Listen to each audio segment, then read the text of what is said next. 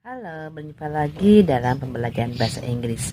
Kali ini kita akan membedakan defining relative clause dan non-defining relative clause. Pada pembelajaran terdahulu, kita sudah membahas apa itu relative clause ya. Kita ulang lagi ya. Relative clause adalah klausa yang berfungsi sebagai kata sifat atau kita juga sebut dengan adjective clause.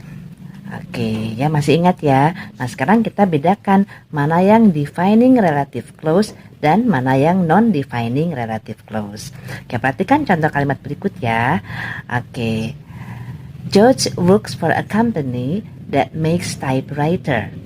George works for a company that makes typewriter. Oke, that makes typewriter menjelaskan perusahaan mana sih tempat John bekerja.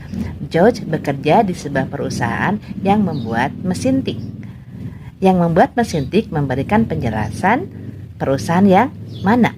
Oke, jadi itu disebut dengan defining relative clause dan itu merupakan informasi yang sangat diperlukan. Oke, contoh yang lain misalnya, the man who lives next door is very friendly. The man who lives next door is very friendly. Oke, laki-laki yang tinggal di sebelah rumah saya begitu ramah atau sangat ramah. Jadi, who lives next door memberikan penjelasan laki-laki yang mana sih yang sangat ramah tersebut. Nah, sekarang bagaimana dengan yang non-defining relative clause? Oke, non-defining relative clause bisa juga kita sebut dengan extra information clause ya. Klausa yang merupakan informasi ekstra. Artinya bisa saja dihilangkan sebetulnya ya. Oke, contohnya seperti ini misalnya. Mr. John, who is 78, goes swimming every day. Mr. George, who is 78, goes swimming every day. Dari cara membaca, berarti kita tahu ya bahwa ada tanda koma sesudah kata Mr. George ya.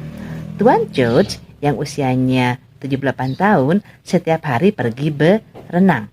Sebetulnya kita bisa saja menyebutkan kalimat Mr. George goes swimming every day. Tapi kita hanya ingin memberikan informasi ekstra tentang Mr. George tersebut. Mr. George yang usianya 78 tahun itu pergi berenang setiap hari. Artinya antara pembicara dan yang mendengarkan itu sudah tahu who is Mr. George ya. Yes, he is 78. Ya, jadi kenapa disebut dengan extra information clause atau non-defining relative clause? Oke, sekian dulu.